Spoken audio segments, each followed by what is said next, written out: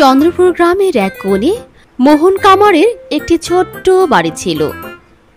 সেদিন ভোরে মোহন কামার তার নিজের সরঞ্জাম নিয়ে কাজে বেরিয়ে যাচ্ছিল।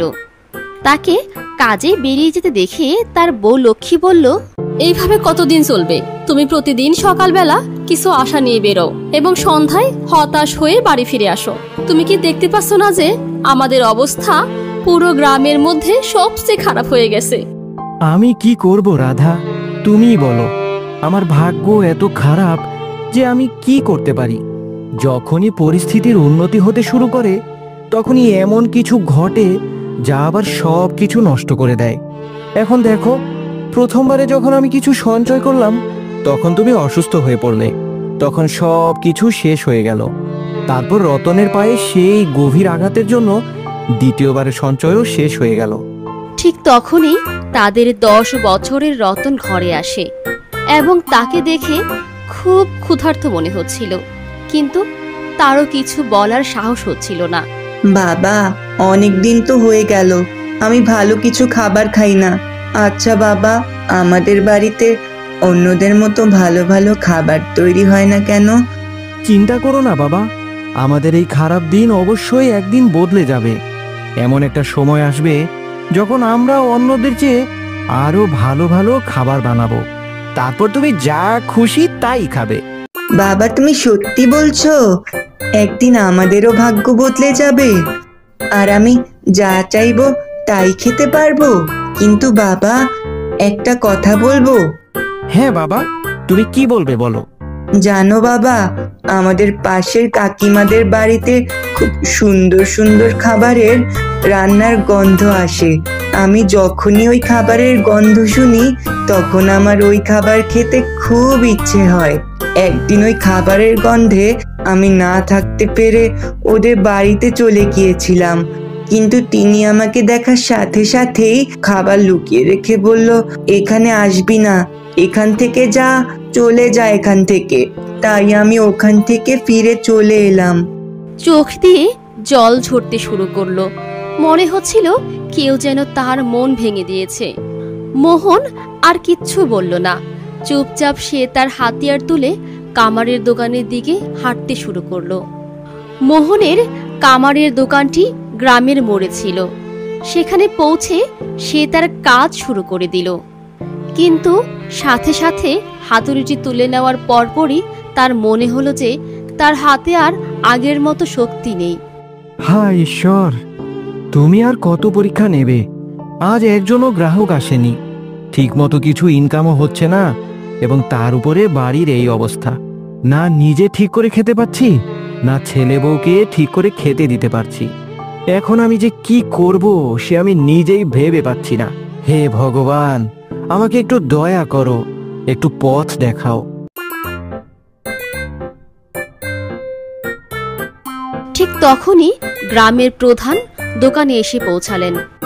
এই যে বাবা মোহন, তোমার কি হয়েছে? আজ তোমার হাতে সেই আগের মতো শক্তি নেই বলে মনে হচ্ছে। কি ব্যাপার বলো তো? তোমার মনটা একটু ভারী ভারীও মনে হচ্ছে। প্রধান মশাই, নতুন করে আপনাকে কি আর বলবো, এখন আপনি তো সবই জানেন, তবুও আপনি আমাকে জিজ্ঞেস করছেন। আমার পরিবার খুবই আর্থিক সংকটে আছে। আমি সারাদিন খুব পরিশ্রম করি, কিন্তু আমার কপালে সেই ভাগ্য নেই যে এত কষ্ট করার পরও একটু সুখে দিন কাটাবো। তুমি যা রোজগার করছো সেগুলো সঞ্চয় করছো না কেন? তুমি যদি তোমার আর তোমার পরিবারের জন্য কিছু সঞ্চয় করতে, তাহলে তো আর তোমার এমন দুঃখের দিন আসতো না। সেটা আপনি ঠিকই বলেছেন প্রধান মশাই, কিন্তু যখনই আমি কিছু সঞ্চয় করি তখনই বাড়ির লোকের অসুস্থতায় আমার সব কিছু খরচ হয়ে যায়। প্রধান মশাই চুপ করে তার দিকে তাকিয়ে রইল। এরপর সেখানে গোপাল নামে একজন লোক এলো। গ্রামের এই মানুষটি অন্যের দুঃখ দেখে খুব আনন্দ পেত। সে মোহনের এই কষ্ট দেখে বলল, প্রধান মশাই, আমি বলছি কি, এই মোহনকে আমাদের এই গ্রাম থেকে বের করে দেওয়া উচিত। কেন বলো তো গোপাল, তোমার এমন কেন মনে হচ্ছে যে মোহনকে এই গ্রাম থেকে বের করে দেওয়া উচিত? কারণ দেখুন প্রধান মশাই, এর অশুভ ছায়া ধীরে ধীরে কিন্তু আমাদের এই গ্রাম জুড়ে ছড়িয়ে পড়ছে। এর জন্য কিন্তু আমাদের গ্রাম ধ্বংস হয়ে যেতে পারে। তাই বুঝি? হ্যাঁ প্রধান মশাই, আপনি দেখুন না, যদি এই মোহন কামারের ভাগ্য ভালো হতো তাহলে কি এতটা দুঃখে থাকতো? দেখো গোপাল, তুমি কিন্তু যেটা বলছো সেটা একদমই ভিত্তিহীন কথা বলছো। ওর পরিবারের লোকের অসুস্থতার জন্য ওর সব সঞ্চিত অর্থ খরচ হয়ে গেছে, তাই ওর এখন ওই খারাপ সময় চলছে, যেটা কিছুদিন পর ঠিক হয়ে যাবে। আর এখন তুমি যেখানে যাচ্ছিলে সেখানে যাও তো বাপু। প্রধান মশাই, আমি এখন তাহলে আসি। এই বলে গোপাল ওখান থেকে চলে যায়। দেখো মোহন, তুমি কিছু চিন্তা করো না, এখন তোমার সময় খারাপ চলছে, যেটা পরে ঠিক হয়ে যাবে। আচ্ছা, তুমি কাজ করো, আমি এখন আসি। এই বলে প্রধান মশাইও ওখান থেকে চলে গেল, আর মোহন সেখানেই বসে রইল। আকাশের দিকে চোখ তুলে সে বলল, হে সৃষ্টিকর্তা, আমি কি আমার ভাগ্য নিজেই লিখেছি? আমি কি কারোর কিছু ক্ষতি করেছি? কখনো কি চুরি বা কখনো ডাকাতি করেছি? কোনো অসততা করেছি?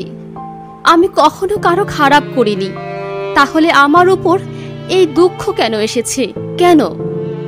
সারাদিন দোকানে বসে থাকার পরেও তার দোকান থেকে কিছুই বিক্রি হলো না। বসে বসে সে ভাবছে, আজও আমাকে বোধহয় খালি হাতেই বাড়ি যেতে হবে।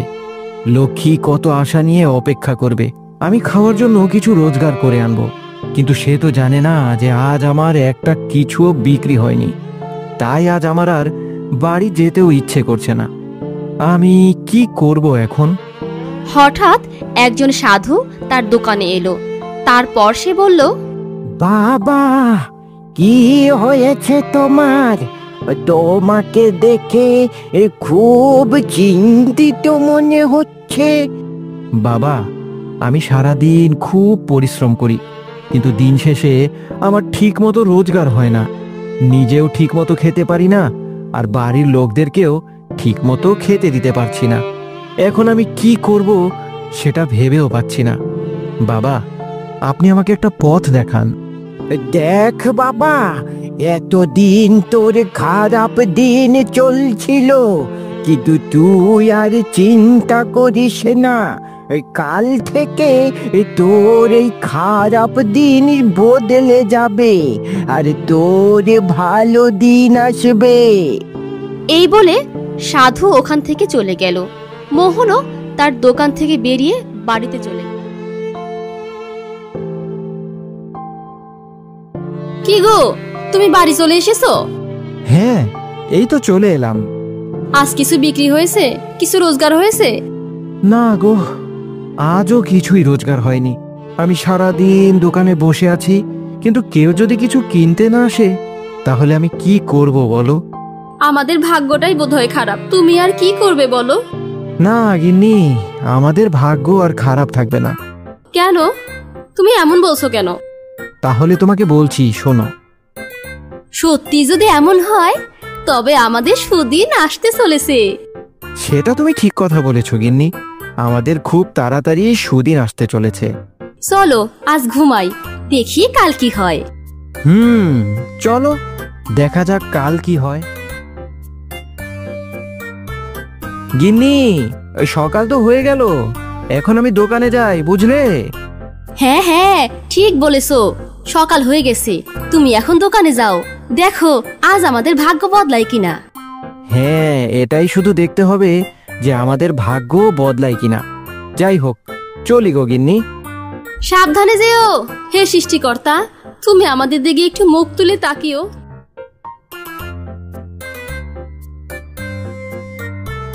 এরপর মোহন তার দোকান খুলে বসে। এর কিছুক্ষণ পর একের পর এক লোক আসে, তার জিনিসপত্র কিনে নিয়ে যায়। সে যতগুলো জিনিসপত্র বানিয়েছিল সবগুলো একে একে বিক্রি হয়ে গেল। এরপর মোহন বলল, হে ভগবান, সত্যি তুমি মুখ তুলে তাকিয়েছো। তোমার চরণে আমার কোটি কোটি প্রণাম। যাই, এখন বাড়িতে যাই, বাড়িতে গিয়ে এই খবরটা আমার গিন্নি লক্ষ্মীকে বলি। ও শুনলেও খুব খুশি হবে। কি গো, তুমি এত তাড়াতাড়ি বাড়িতে চলে এলে? আজও কি কিছু বিক্রি হয়নি? না গো গিন্নি, আজ সব কিছু তাড়াতাড়ি বিক্রি হয়ে গেছে, তাই আমি এত তাড়াতাড়ি বাড়িতে চলে এলাম। তুমি সত্যি বলেছো? আজ তোমার দোকানে সব জিনিস বিক্রি হয়ে গেছে? হ্যাঁ, আমি সত্যি বলছি। এই দেখো, আমি আজ কত মোহর রোজগার করেছি। ও মা, তাই তো? তাহলে কি আজ থেকে আমাদের ভাগ্য বদলে গেল? হ্যাঁ, তুমি একদম ঠিক বলেছো। আজ থেকে আমাদের ভাগ্য বদলে গেল। এখন থেকে আমাদের আর খাওয়া আর পড়ার কোনো সমস্যা থাকবে না। হ্যাঁ, আমাদের বাবু এখন যা চাইবে তাই খেতে পারবে। তাই কোনো মানুষের জীবনে সব সময় খারাপ দিন থাকে না, একদিন ঠিক ভালো দিন আসে।